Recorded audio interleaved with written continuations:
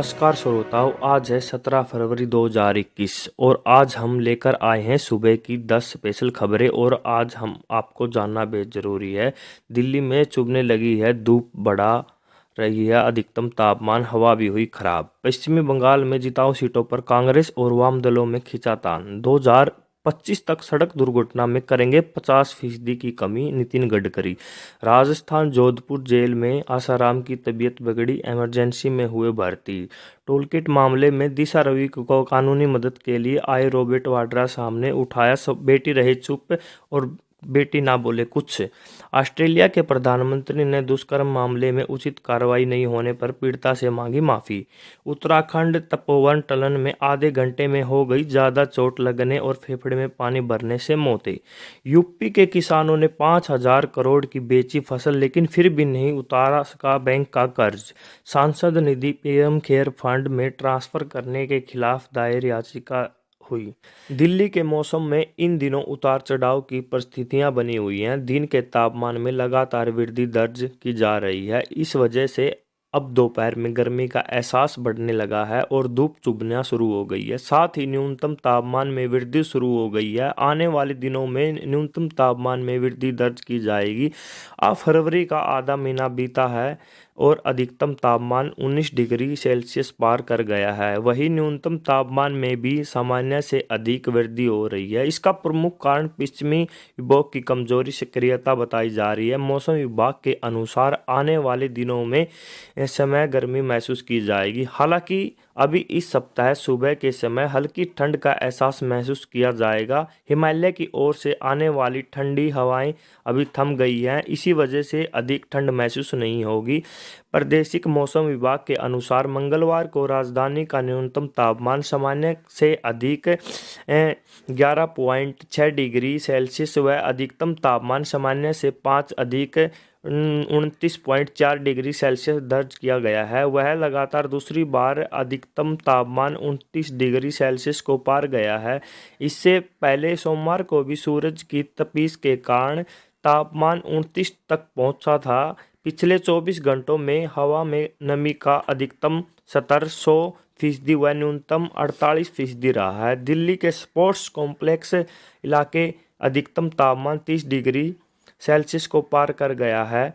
Delhi NCR की हवा मंगलवार को बहुत खराब श्रेणी बरकरार रही है। इसमें अक्सर साफ रहने वाली गुरुग्राम की हवा बहुत खराब श्रेणी में दर्ज की गई है।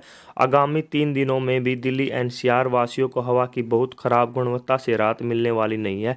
केंद्रीय प्रदूषण नियंत्रण बोर्ड सीपीसीबी के अनुसार मंगलवार को राजधानी का औसत वायु गुणवत्ता सूचकांक 327 दर्ज किया गया है। वहीं ग्रेटर नोएडा का 375 के साथ सबसे प्रदूषित शहर रहा है। पिछले 24 घंटों में हवा में PM10 का स्तर 305 व PM2.5 का स्तर 162 माइक्रोग्राम प्रति घंटा मीटर दर्ज किया गया है। पश्चिमी बंगाल में विधानसभा के लिए अभी कांग्रेस और वाम दलों के बीच सीटों को लेकर फैसला नहीं हो पाया है, लेकिन जिताऊ सीटों को लेकर कांग्रेस और वाम दलों में खींचातान जारी है। राज्य में करीब 100 सीटें ऐसी हैं जहां कांग्रेस और वाम दलों को लगता है कि वहां की भाजपा के बीच सीधा मुकाबला नहीं है। यही कांग्रेस और वाम दल उन सीटों पर अपना दांव ठोक रही है। प्रदेश कांग्रेस अध्यक्ष अधीर रंजन चौधरी बंगाल में लगातार वाम दलों के साथ बैठक कर सीट बंटवारे का तालमेल बिठा रहे हैं। कांग्रेस अधिक सीटों की बजाय चुनिंदा सीटों पर उम्मीदवार उतारना चाहती है। कांग्रेस के लिए पुराने नतीजे भी मुश्किलें खड़ी कर रहे हैं।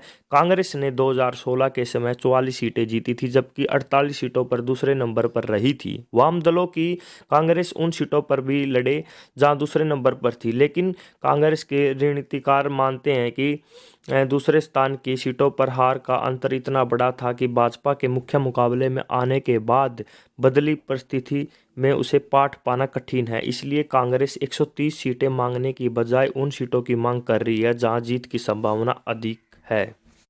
सड़क परिवहन और राज्य मार्ग मंत्री नितिन गडकरी ने कहा है कि सड़क दुर्घटना में शिकार 80 से 90% लोग गरीब हैं। साथ ही कहा, हमने 2025 तक कम से कम 50% तक सड़क दुर्घटना को रोकने का फैसला किया है। विश्व बैंक ने हाल ही में एक रिपोर्ट जारी की है। इस रिपोर्ट का नाम traffic crash injury a distributed the burden on Indian society है। इसमें बताया गया है कि कैसे कोई सड़क दुर्घटना को लोगों के जीवन पर प्रभाव डालती है। इस रिपोर्ट में बताया गया है कि देश में होने वाली सड़क दुर्घटनाएं हमें और गरीब बना रही हैं। गरीब ही नहीं बल्कि यह सड़क दुर्घटनाएं हमारे देश के एक बड़े तबके को मानसिक रोगी भी बना रही है।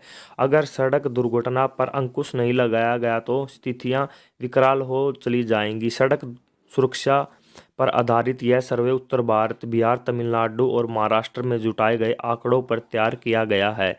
इन 4 राज्यों में सर्वे के दौरान पता चला है कि जिस परिवार में सड़क दुर्घटना हुई है उस परिवार की जिंदगी ही बदतर हो गई है। चारों राज्यों में किए गए सर्वे के दौरान पता चला है कि सड़क दुर्घटना में अपनी जान गंवाने के बाद किसी तरीके से अपंग होने के बाद सबसे ज़्यादा असर ग्रामीण परिवारों पर पड़ा है। शोध के दौरान पता चला है कि 56% लोग जो ग्रामीण परिवार से ताल्लुक़ रखते हैं उनकी ज़िंदगी पूरी तरह बदहाल हो गई है। घर में कमाने वाले न रहने व अपंग के चलते उसके परिवार का पूरा दामदार महिलाओं पर आ जाता है। चारों राज्यों में किया गया सर्वे स्पष्ट तौर पर बता रहा है कि देश में दुर्घटना से ग्रस्त 75% लोगों के घरों में आर्थिक संकट आ जाता है और उसका असर जिंदगी भर रहता है।